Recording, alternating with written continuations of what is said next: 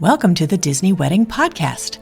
This show is brought to you by Carrie Hayward's Fairytale Weddings Guide, the only guidebook and bridal organizer tailored exclusively to Disney's fairytale weddings at Walt Disney World. I'm Carrie Hayward, and each week I feature Disney wedding updates, money-saving tips, and interviews with wedding vendors and real Disney couples. I also cover honeymoons, anniversaries, and engagements at the Disney parks and resorts.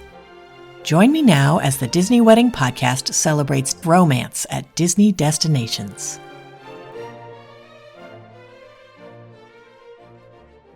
Today on the Disney Wedding Podcast, I am speaking with Lindsay and Jess Kern about their ceremony at Place de Remy in EPCOT, with a reception at the Attic and a dessert party at Rue de Paris in EPCOT as well.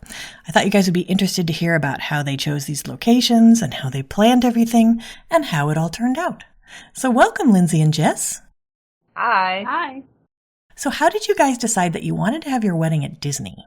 We kind of just decided to do a courthouse wedding. Like, we just decided we'd been together 8 years and that it was time to get married.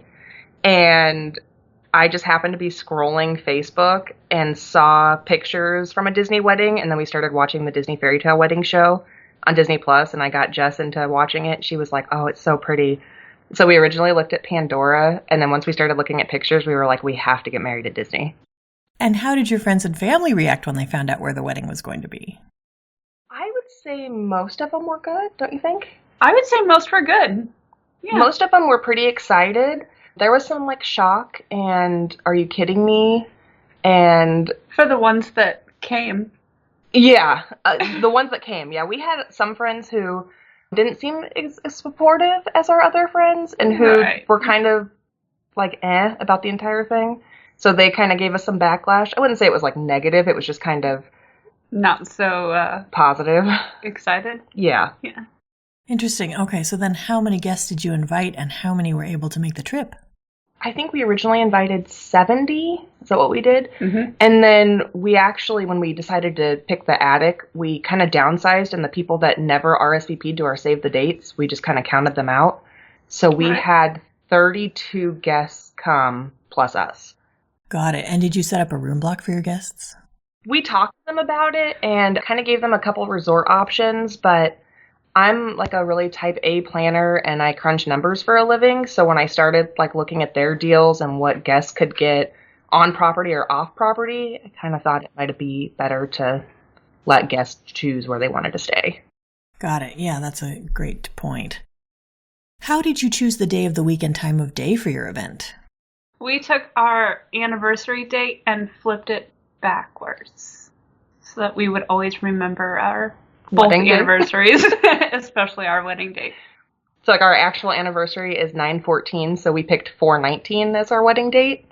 And it was also a Wednesday in the middle of the week, so it was cost effective. Got it. And I guess the time of day was dictated by the fact that you wanted an in-park location that had to be done before the park opened? Yes. And originally when we had talked to them, they mentioned 8 a.m., and then we had our Zoom call with Joe, and he's like, okay, and ceremony's at 6:30. Is that going to be a problem? And I was like, oh, no, we can make it happen. And then how did you choose your ceremony and reception venues?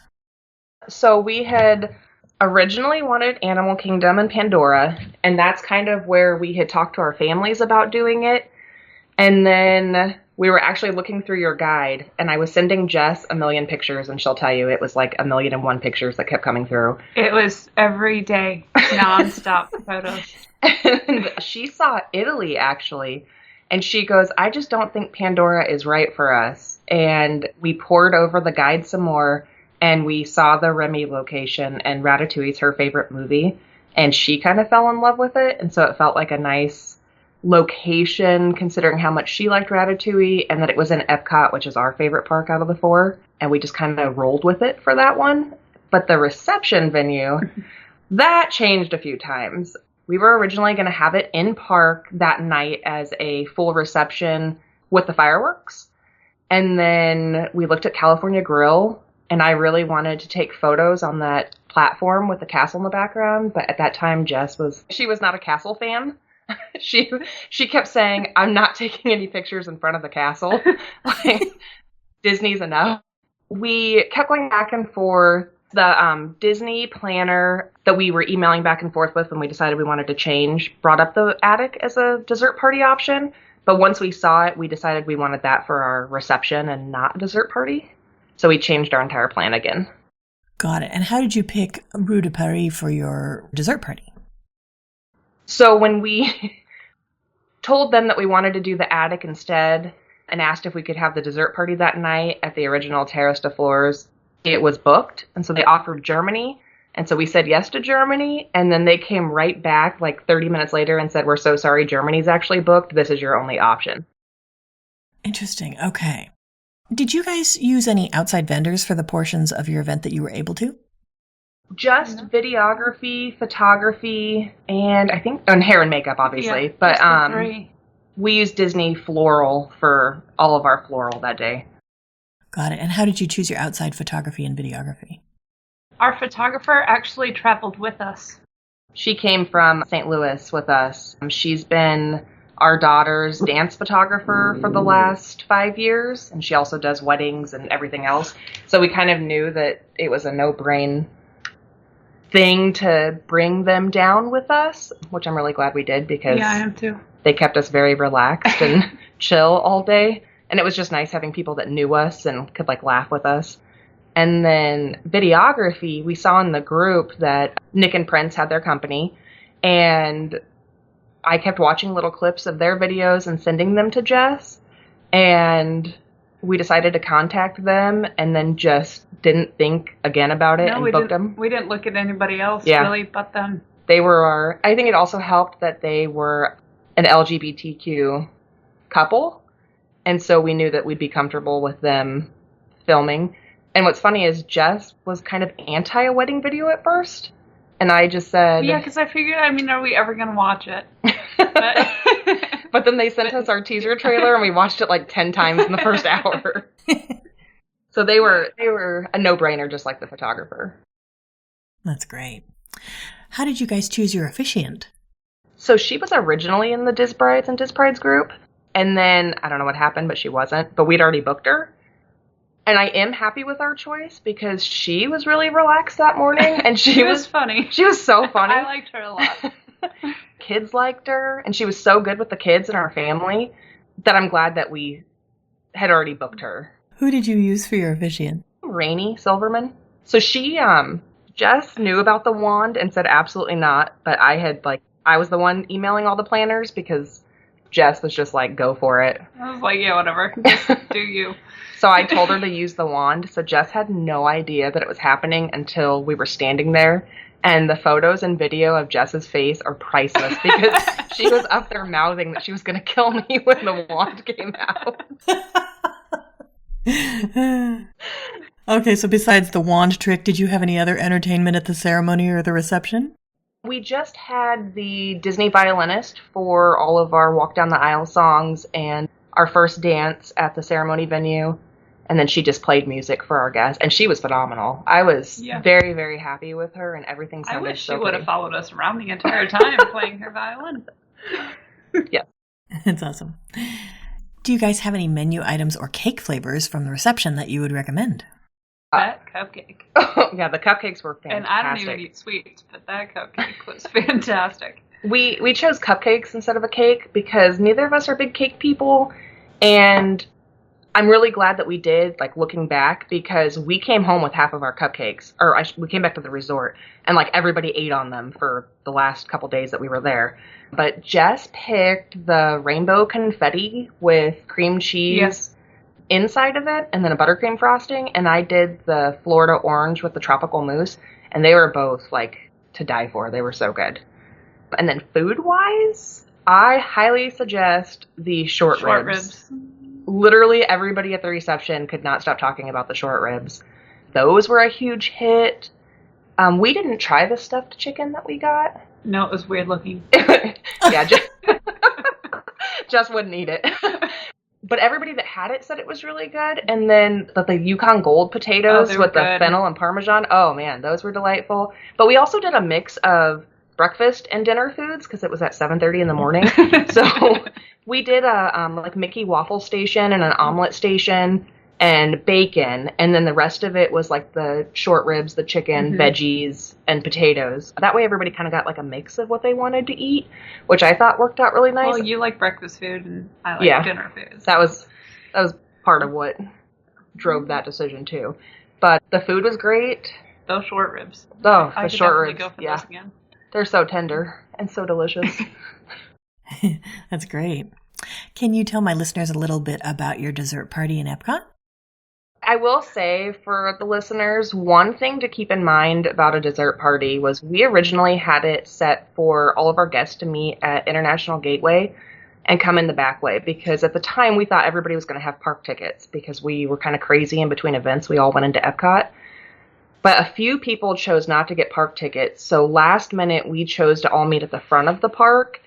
And some of our guests had never been there and didn't realize how long of a walk it was. And so we ended up having to grab a couple wheelchairs for certain guests. So it is a really long walk from the entrance to the France locations for dessert parties. Yeah, we lost a few of our family members. Yeah, we lost the walk. We lost a few. We were just trucking along, like zooming through the parks, not paying any attention. But for the dessert party, the location was great in France. I felt like we had a really good view, and since the show changed and they don't have the projections anymore, it was just a clear, view of the fireworks.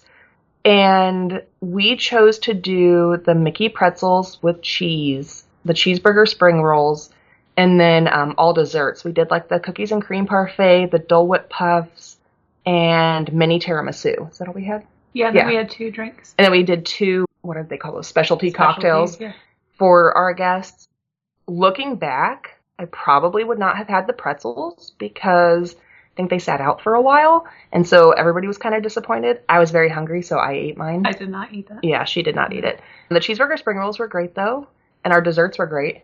And the drinks were really good. We had an open bar at the reception, and I kind of wish we would have done the same thing at the dessert party because some of our guests wished they could have just gotten like a soda or a glass of wine instead of the 2 cocktails that we had picked. Not everybody was a hard alcohol drinker. Yeah, because, and they were very sweet. They were very sweet. Some people don't do sweet drinks. Yes. Like Jess's dad ended up having them just pour him vodka and water. Yeah, vodka, nice. But I felt like it went pretty smooth, like time-wise. The whole day was very smooth. But the dessert party, like that hour and a half, it doesn't seem like a lot, but it felt really, really long in the moment.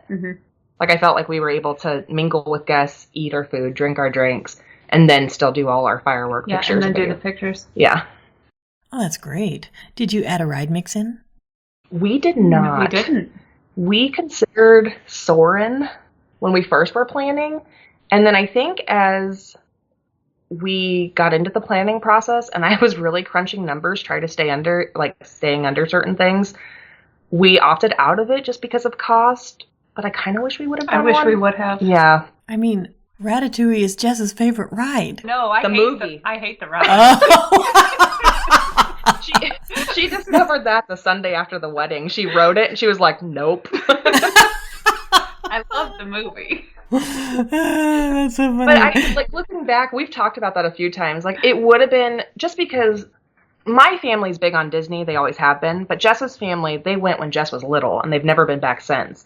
So I think it would have been nice to have, your family get to experience something that they weren't going to do on their own in the parks, and then, our guests that don't normally go to Disney, it would have been, a fun thing to all do together. But, I mean, it's not a big deal that we didn't do it. It was more paying for their experience instead of ours. So can you give my listeners a timeline of how the wedding day fit together? Whew. Oh, goodness. So hair and makeup knocked on our door at 1 a.m. And Jess and our youngest stayed asleep. I got up with her and got my hair done.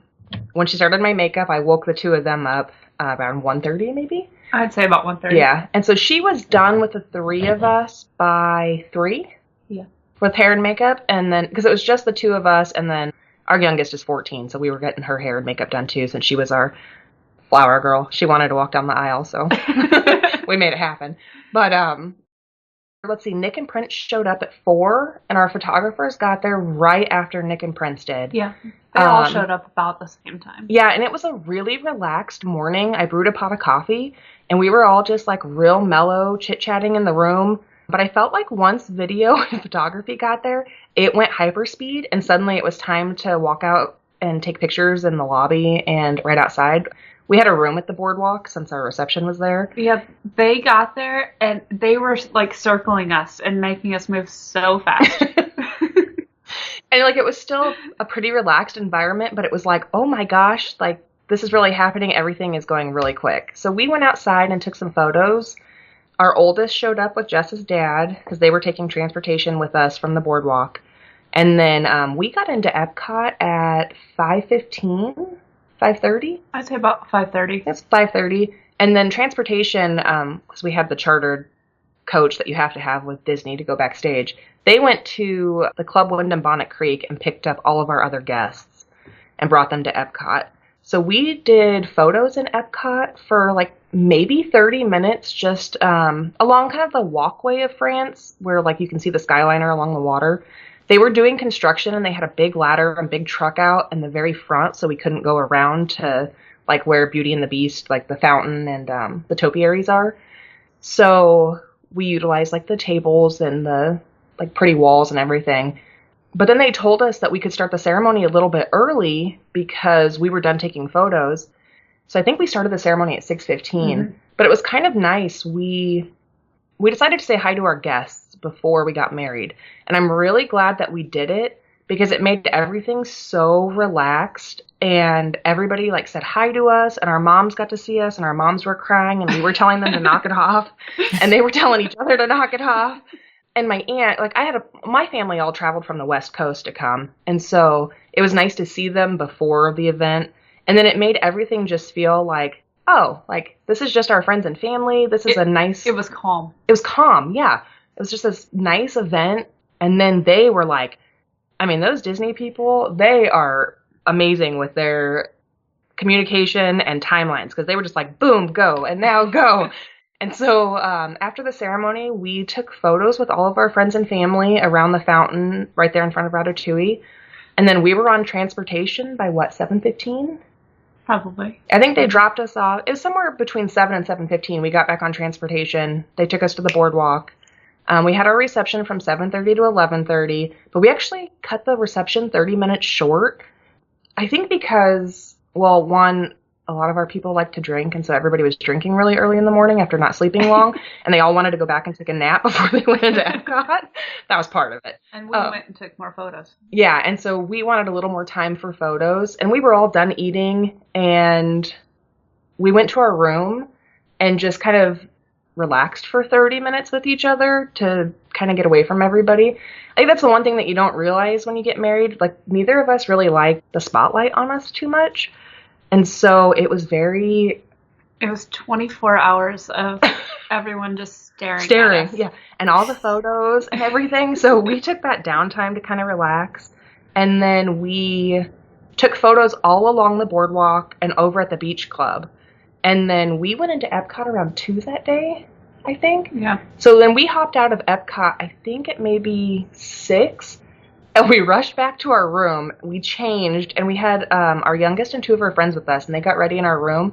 And then we actually Ubered from the boardwalk to the front of EPCOT in our wedding dresses and met all of our guests there. And then they let us in the park at 7:30. They guided us through, and so our dessert party was from 8 to 9:30. But I think we actually stayed a little bit later than 9:30. Yeah. They were very just relaxed about everything and just kind of take your time, don't rush. Enjoy the desserts. And so we got back to our room right around 10, maybe. It was about 10, yeah. So, I mean, it was a 21-hour day from start to finish. Wow. Okay, so when you were planning, what were some of the most important aspects of the event where you focused your attention or your budget? I had to have the benches for the ceremony. That was the one thing that I absolutely had to have. She's not kidding either. She talked about these benches for months. And Disney originally said yes, and then they sent us the seating stuff that didn't have the benches on it. And so it wasn't until we had our planner assigned to us in January that we actually got confirmation that we were going to get these benches. So that was and we knew that, I mean, not that they're expensive, but they are a big cost, especially with the delivery. Yeah, Jess did not care. She was all about these benches, which I will say, looking at the pictures and video, they were so pretty. Yeah, it worked perfect in that location. So I think that was our big, we knew we were going to spend the money on benches, and we knew we were using Disney for floral because we wanted the flower petals on the ground and that our daughter was tossing to match our bouquets. So we just used them for everything. So that took up that was a lot cheaper than I thought it was going to be. Yeah, but that was our main cost, I think, was the floral and benches through Disney. I just didn't want chairs. Yeah. And then were there any aspects that were less important where you saved your money or just your effort? For decorations, besides the flower petals on the ground, for the reception and dessert party, we just had the little glass bowls with water and a single rose in them, and they just transported them to the dessert party and added a glow cube in them. I think they had a glow cube. So that was really, I thought it was very budget friendly compared to other things we could have done. Yeah, because they were repurposed. Yeah, they were repurposed. And then we opted out of the carriage or characters. Jess is kind of scared of the characters, and so I wouldn't go with scared. She said no from the get-go. And so that, I feel like when the characters and carriage, they look amazing in photos, and sometimes I still look at people's photos and I'm like, oh, that would have been so neat. But cost-wise, it saved us so much money to not do that. Right, for sure. Okay, so what ended up being each of your favorite memory of the wedding day?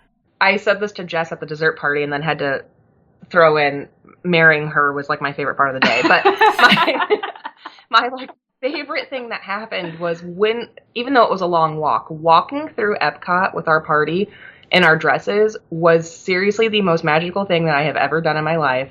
And I know that sounds a little cheesy, but everybody was either quietly clapping and oohing and ahhing, or we had people outright whooping and hollering and cheering for us. And all the little girls were pointing at our dresses and the moms were ooh, Adam. It was just this, you felt like a celebrity walking through EPCOT. It was amazing. It was. That was good. Yeah. So that was mine. Mine was teaching Lindsay how to dance at 5 o'clock in the morning. Oh, we have the pictures to prove it, too. She was so terrified for the first dance, so we practiced. We did. And then you still kind of screwed it up. Yeah, in front of everyone. I am not a dancer, and having to dance in front of people was extremely terrifying for me. But it was also a very nice, intimate moment because we did it after the ceremony, right by the fountain with the violin playing a song for us. And even though everybody was watching us, it wasn't as bad as I thought it was going to be. I told you, just sway. That's all I asked you to do. Okay, so then did anything go wrong or just not turn out like you expected? No. No. I mean, when I tell people that the day was perfect, and I mean, it was truly perfect start to finish, even with the crazy early wake-up call. I know that a lot of people have had some planning hiccups and things go wrong, but from start to finish with all of our planning, everything was amazing. Day of, everything was exactly how we wanted it. Yeah, I mean, they just nailed our vision. We also created... Okay. There was no we in that. Yes, I created a PowerPoint, so I was pretty specific with kind of what we envisioned for the day, and our biggest want for the day was for it to be just a very chill, relaxed day, and just to kind of hang out with our guests. We didn't want anything over the top or crazy or stuffy feeling. I mean, we figured it was kind of unconventional to get married at Disney, and we're unconventional people, so we didn't want a normal wedding, I guess you could say. So I mean, from start to finish, everything was great. Every Disney worker we had was amazing. The reception, our bartender, and the servers were great. The dessert party, all of them were great. Yeah. I mean, everything was just perfect. And was there anything that seemed like a big deal beforehand or you were worried about, and then it turned out not to be a big deal? I don't think so. Not wedding-wise. I think the only thing that seemed like a big deal was just making sure everybody knew where they were supposed to be and at what time they were supposed to be there. We had a website, and we created brochures for our guests, and I also created a Word document and sent it out to everybody. Because everybody kept asking us the same questions. So I finally just kind of was like, It was getting our family to understand. Like, yeah. You're going to be here and then here and here, and transportation's going to pick you up. And I will say with the transportation, they were supposed to get picked up at 5:45. Was that what or 5:50? We built in a cushion so that our guests could not be late, because we did have some people that like to be late. And then they all kind of were in a panic when transportation didn't show up at the time that we said it was going to, and thought that Disney was late on them. So it backfired a little on us. But, everybody made it there at the time that they were supposed to. That's great. Is there anything you would have done differently knowing what you know now? I don't think so. I still have some dreams of kind of wishing we would have done it at California Grill just for the pictures. But the attic was so beautiful, and it was so nice having an indoor and outdoor space. I felt like it was really roomy for our guests to kind of walk back and forth. Yeah, I really liked where we were. But, we can keep going to California Grill. I know. Yeah, we can go at any time. It was just but other than that, I think everything was, our floral was great, the food was great, dessert was great. I think we would have had it where our guests met at International Gateway for the dessert party, and I think we would have had an open bar for the dessert party. Those are the only two changes that we really would have kind of gone back and implemented. Okay, got it. Do you have any other tips or advice for future Disney couples? I would say hopefully one of you is on top of it in a planner, just because Jess... Hey. No, it's not anything negative. Jess just was kind of tell me what we're doing, or I said give me options. Yeah, she did say give me options. I think I would just say make sure somebody's knows what the vision is and knows what you both want, and then spells it out clearly. I think our PowerPoint really helped us. Yeah. Because it had everything in it. I mean, I even had our songs in there and everything else that we wanted for the wedding. And to just relax and have fun. I think with a wedding, it's such a stressful day for most people, but if you just go into it you're marrying the person you love. There's a reason that you're getting married, and you picked the most magical place to do it. Just take a deep breath, and for the most part, everything's going to work out. I mean, it did for us, but I know it doesn't always. I will say, though, Jess did pick the flower colors. I did. It was all her for what colors we were doing for the wedding. And I picked the venue. Yeah, you did pick the venue. This is true. So I was there. You were there. Well, I think you guys have offered a lot of great tips and advice for anyone who's interested in getting married at Walt Disney World, and I appreciate you taking the time. Thank you so much. Yeah, thank you. That's our show for today. I'm your host, Carrie Hayward, inviting you to join me again next week for another episode of the Disney Wedding Podcast. Past shows and tons of photos for each episode are available on my website, DisneyWeddingPodcast.com, or listen in your favorite podcast app. And for instant answers to all your Walt Disney World wedding questions, check out Carrie Hayward's Fairytale Weddings Guide, available as an interactive ebook with continual free updates at fairytaleweddingsguide.com.